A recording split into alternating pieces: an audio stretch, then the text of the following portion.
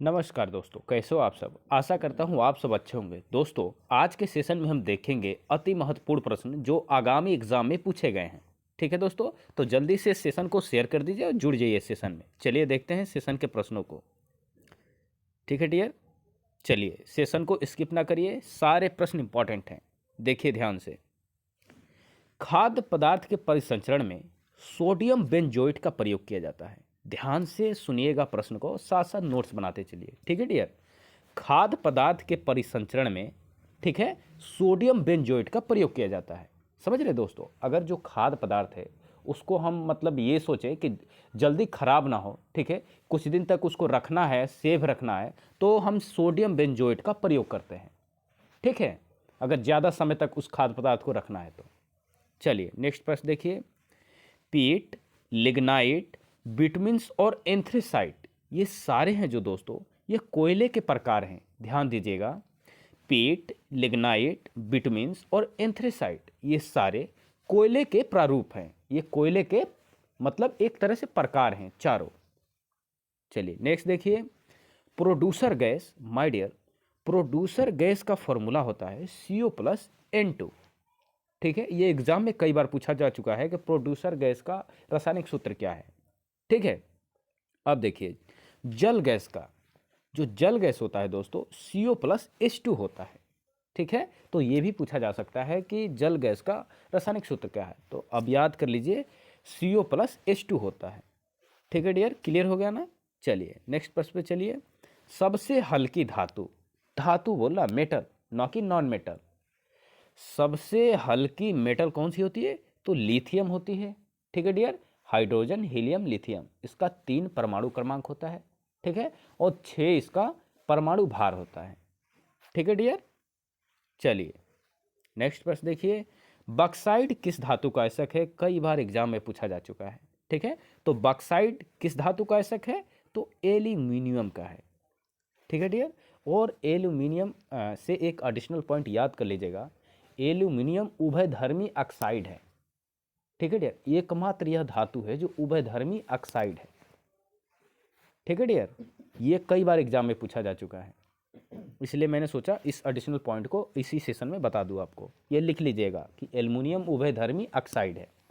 चलिए नेक्स्ट प्रश्न देखिए। कैलेमाइन किस धातु का आयसक है। ठीक है, तो कैलेमाइन किस धातु का आयसक है माय डियर, तो जिंक का है। ठीक है, और जिंक का परमाणु क्रमांक 30 होता है।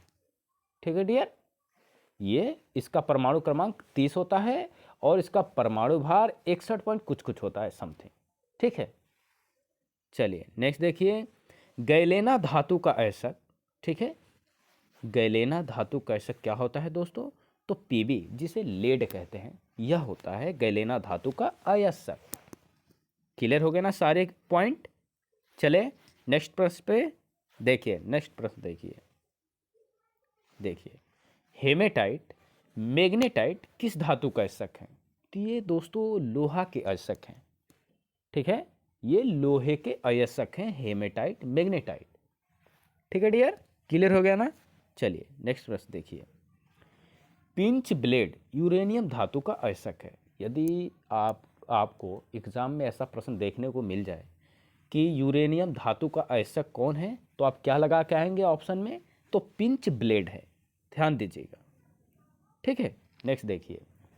जिप्सम में से जल के कितने अणु निकालने पर प्लास्टर ऑफ पेरिस में कन्वर्ट हो जाता है। मस्ट इंपॉर्टेंट प्रश्न है, इसको मस्ट इंपॉर्टेंट प्रश्न यहाँ पे लिख लीजिए। अगर नोट्स बना रहे हैं माय डियर, तो इसको मस्ट इंपॉर्टेंट प्रश्न लिख लीजिएगा। प्लास्टर ऑफ पेरिस का और जिप्सम का रासायनिक सूत्र, मतलब यूँ मान लो, अगर जिस भी एग्ज़ाम में साइंस का सिलेबस है, ये प्रश्न देखने को मिल ही जाएगा आपको। ठीक है, 100% संभावना होती है कि ये प्रश्न आ ही जाते हैं, या तो प्लास्टर ऑफ पेरिस का पूछ देगा, या तो दोस्तों आपसे जिप्सम का पूछ देगा रासायनिक सूत्र। तो आज इसी सेशन में अब ये याद कर लीजिए, फिर भूलने का कोई वो ना रह जाए। चलिए, तो जिप्सम में से जल के कितने अणु निकालने पर प्लास्टर ऑफ पेरिस हो जाता है, तो 1/2, मतलब आधा जल का अणु निकाल दे, 1/2 H2O। ठीक है, तो कन्वर्ट हो जाता है प्लास्टर ऑफ पेरिस में। ठीक है डियर, देखो CaSO4 2H2O, ठीक है, इसमें से 1/2H2O निकाल दें तो CaSO4 1/2H2O हो जाता है। ठीक है डियर, तो ये फार्मूला है प्लास्टर ऑफ पेरिस का। क्लियर हो गया ना, अब नहीं भूलेंगे ना। चलिए, और जिप्सम का क्या फार्मूला है, तो जिप्सम का है यहाँ देख लीजिए CaSO4 2H2O, यह है जिप्सम का फार्मूला, रासायनिक सूत्र है जिप्सम का। क्लियर हो गया ना सारे पॉइंट। चलिए देखिए, उत्कृष्ट धातु, ठीक है दोस्तों, जिसे मुद्रा धातु के नाम से भी जाना जाता है, ये कौन सी धातु होती हैं, तो सोना है, प्लेटिनम है। ध्यान दीजिएगा, ये भी एग्जाम में पूछा जा चुका है कि उत्कृष्ट धातु प्लेटिनम, अभी ग्रुप डी में 2021 का जो TCS कंडक्ट कराई थी एग्जाम, ठीक है डियर, तो उसमें पूछा गया था कि उत्कृष्ट धातु निम्न में से कौन है, उसमें दे दिया गया था 4, तो उसमें ये ऑप्शन में प्लेटिनम था, तो प्लेटिनम ही सही था। ठीक है, मैं बार बार कह रहा हूँ कि वही प्रश्न मैं लेके आता हूँ जो प्रीवियस ईयर में देखता हूँ, और देखता हूँ कि कौन से प्रश्न ज़्यादा रोटेट हो रहे हैं एग्जाम में। ठीक है, ये भी एग्जाम में पूछे गए हैं, वो प्रश्न तो वही रहेगा, प्रश्न तो बदलेगा नहीं। आज 2023 में दोस्तों उत्कृष्ट धातु प्लेटिनम है, तो 2050 में भी वही रहेगा, प्रश्न नहीं बदलने। ठीक है, वो घूम फिर के कोई ना कोई एग्जाम में आते ही रहते हैं, तो जो इम्पॉर्टेंट है मैं उसको सेशन में हैंड राइटिंग नोट्स बना के लेके आया हूँ। ठीक है डियर, चलिए नेक्स्ट प्रश्न देखिए, हीटर की कुंडली किसकी बनी होती है। ध्यान दीजिएगा, ये शायद कई बार आप इस प्रश्न को पढ़े होंगे। हीटर की कुंडली नाइक्रोम की बनी होती है, जो आपके घरों में हीटर उपयोग किया जाता है माय डियर, ठीक है, उसकी कुंडली नाइक्रोम की बनी होती है। ठीक है, चलिए नेक्स्ट प्रश्न देखिए, फ्यूज तार किसका बना होता है, तो ध्यान दीजिएगा, फ्यूज तार Pb+Sn, जिसको लेड प्लस टीन, ठीक है, Pb को लेड कहा जाता है और Sn को टीन कहा जाता है, और इस दोनों के मिश्रण से माय डियर फ्यूज तार का निर्माण होता है। ठीक है, देखते हैं हम जब घरों के बोर्डों में फ्यूज लगाते हैं उसका यूज क्या है, आप ये भी जानते होंगे दोस्तों। यदि बिजली या तो बहुत मैक्सिमम आ जाए, ठीक है, तो फ्यूज गल जाता है तुरंत। इससे ये होता है कि हमारे घर में जो फ्रिज है, कूलर है, टीवी है, ये जलने से बच जाता है, इसलिए हमको ना फ्यूज तार लगाना पड़ता है। ठीक है डियर, चलिए नेक्स्ट देखिए, कृत्रिम वर्षा में उपयोग कई बार पूछा गया है एग्जाम में माय डियर। कृत्रिम वर्षा में हम किसका उपयोग करते हैं, तो सिल्वर आयोडाइड का प्रयोग करते हैं, जिसका रासायनिक नाम AgI है। मस्ट इंपॉर्टेंट प्रश्न, ये कई बार एग्जाम में पूछा जा चुका है, इसलिए इसको इंपॉर्टेंट टैग करके नोट्स बना लीजिएगा। चलिए नेक्स्ट देखिए, फोटोग्राफी में, ये भी मस्ट इंपॉर्टेंट प्रश्न है माय डियर, फोटोग्राफी में किसका प्रयोग किया जाता है, तो सिल्वर ब्रोमाइड का प्रयोग किया जाता है, जिसका रासायनिक सूत्र है AgBr। क्लियर है ना। चलिए नेक्स्ट देखिए, क्विक सिल्वर, क्विक सिल्वर किसे कहा जाता है माय डियर, तो पारा को क्विक सिल्वर कहा जाता है। ध्यान दीजिएगा, इसका उपनाम है। ठीक है डियर, क्विक सिल्वर पारा को कहा जाता है। देखो, सफ़ेद सोना किसे कहा जाता है, तो प्लेटिनम को कहा जाता है। दोस्तों, अभी आप जानते हैं कि रेलवे में बम्पर वैकेंसी आने वाली है, ठीक है, और जानते हैं कि रेलवे में अच्छा खासा साइंस का प्रश्न आता है।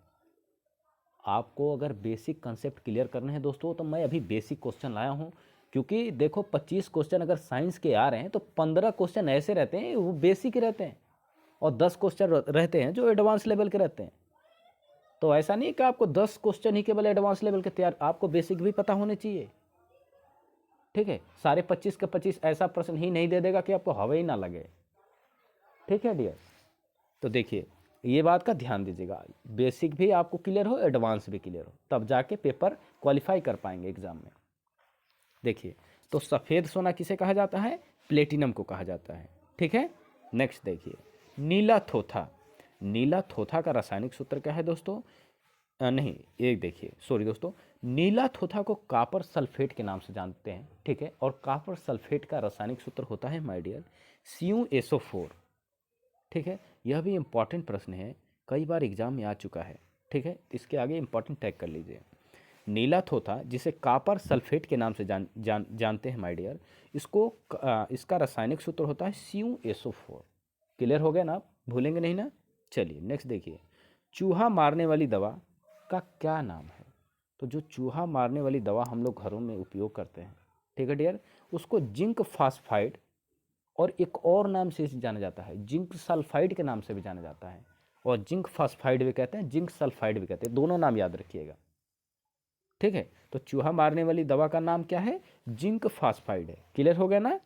चलिए नेक्स्ट देखिए, मोनोजाइट मिट्टी में, ठीक है, मिट्टी में थोरियम धातु पाई जाती है। माय डियर, जो थोरियम धातु होता है, ठीक है, वह मोनोजाइट मिट्टी से निकाला जाता है। ठीक है, यहीं से इसकी निष्कासित किया जाता है थोरियम धातु को मोनोजाइट मिट्टी से। क्लियर हो गया ना? अब नहीं भूलेंगे ना? चलिए, भारी जल का रासायनिक सूत्र होता है D2O। बड़ा बेसिक सा प्रश्न है, याद कर लीजिएगा। ठीक है, शुष्क बर्फ किसे कहते हैं? तो ठोस कार्बन डाइऑक्साइड को। ठीक है डियर, प्रश्न इंपॉर्टेंट है, भले आपको छोटा लग रहा होगा, ठीक है डियर, मगर इंपॉर्टेंट प्रश्न है। ये कई बार एग्जाम में पूछा जा चुका है। मैं बार बार बोल रहा हूँ कि एग्जामिनर ऐसा नहीं बनाता कि 25 क्वेश्चन आपको साइंस का दे दे कि एक को क्वेश्चन ना कर पाए वहाँ। नहीं, 15 क्वेश्चन ऐसे रहेंगे कि जो एवरेज लड़के भी कर पाएंगे यदि पढ़ के गए हैं ध्यान से तो। ठीक है, तो शुष्क बर्फ ठोस कार्बन डाइऑक्साइड को कहा जाता है। ठीक है, नेक्स्ट देखिए, ब्लीचिंग पाउडर का रासायनिक सूत्र माय डियर CaOCl2 होता है। ध्यान दीजिएगा, ब्लीचिंग पाउडर का रासायनिक सूत्र, जिसे बिरंजक चूर्ण के नाम से भी जाना जाता है माय डियर। ठीक है, ब्लीचिंग पाउडर को ही बिरंजक चूर्ण कहा जाता है। और दोस्तों इसका रासायनिक सूत्र होता है CaOCl2। क्लियर हो गया? नेक्स्ट देखिए, नेक्स्ट प्रश्न देखिए, लाल दवा का सूत्र माय डियर पोटेशियम पर। लाल दवा का सूत्र क्या होता है दोस्तों? तो लाल दवा का सूत्र होता है KMnO4, जिसे पोटेशियम परमैंगनेट के नाम से जाना जाता है। ठीक है, इसे लाल दवा भी कहा जाता है, पोटेशियम परमैंगनेट को, परमैंगनेट को। ठीक है, नाम थोड़ा अटपटा है, awkward लग रहा है बोलने में, पर आप लिख लीजिएगा इसको, इंपॉर्टेंट प्रश्न है। ठीक है, चलिए नेक्स्ट देखिए, नेक्स्ट प्रश्न, कॉपर, जिंक और निकल के मिश्रण से जर्मन सिल्वर धातु बनाई जाती है। जो जर्मन सिल्वर, देखो पहले इसका नाम पढ़ो, जर्मन सिल्वर। अब अगर एग्जाम में प्रश्न आ जाए कि जर्मन सिल्वर में कौन कौन सी धातुएं मिलाई जाती हैं, कौन से धातु के मिश्रण से जर्मन सिल्वर बनता है, तो आप समझोगे कि जर्मन सिल्वर, सिल्वर नाम याद आ रहा है यानी इसमें सिल्वर ऐड होगा। नहीं, ये इसीलिए एग्जामिनर इस प्रश्न को रोटेट करता रहता है कि कैंडिडेट गलत करके आए एग्जाम में। नहीं डियर, इसमें कॉपर, जिंक और निकल का मिश्रण होता है। ठीक है, Cu और Zn, ठीक है, और Ni का। ठीक है डियर, देखिए फिर से मैं इसको लिख देता हूँ। देखिए Cu प्लस Zn, ठीक है डियर, और प्लस Ni। ठीक है, इन तीनों के मिश्रण से जर्मन सिल्वर बनाया जाता है। यह नाम से मत चले जाइएगा कि नहीं नहीं इसमें सिल्वर होगा ही, जर्मन सिल्वर है तो। ठीक है डियर, इंपॉर्टेंट इसके आगे तो लगा लीजिए, ये मस्ट इंपॉर्टेंट प्रश्न है। कई बार नहीं, हर एग्जाम में पूछा जाता है अगर साइंस का उसमें ना सिलेबस है तो। चलिए नेक्स्ट प्रश्न देखिए, हवा की गति का मापन एनोमोमीटर द्वारा किया जाता है। ठीक है दोस्तों, इंपॉर्टेंट प्रश्न है। चलिए, वायुदाब का बैरोमीटर द्वारा मापा जाता है। समुद्र की गहराई फाइडोमीटर द्वारा मापी जाती है। ठीक है डियर, आर्द्रता मापन हेतु हाइग्रोमीटर का प्रयोग किया जाता है। ठीक है, नेक्स्ट देखिए, दूर स्थित वस्तुओं का ताप ज्ञात किया जाता है pyrometer. My dear, 1500 degree Celsius से अधिक तापमान मापना हो तो आप पाइरोमीटर का उपयोग करते हैं, पाइरोमीटर का। ठीक है डियर, चलिए, यह अधिकतम तापमान मापने हेतु यह यंत्र प्रयोग किया जाता है, पाइरोमीटर। नेक्स्ट देखिए, भूकंप मापने हेतु माय डियर एग्जाम में यह कई बार पूछा जा चुका है, सिस्मोग्राफ का उपयोग किया जाता है भूकंप मापने हेतु। ठीक है, द्रव की श्यानता ज्ञात करनी है दोस्तों, तो विस्कोसिटी द्वारा द्रव की श्यानता ज्ञात की जाती है। ठीक है, सारे क्लियर हो गए ना? अब देखिए, सारे प्रश्न इंपॉर्टेंट है।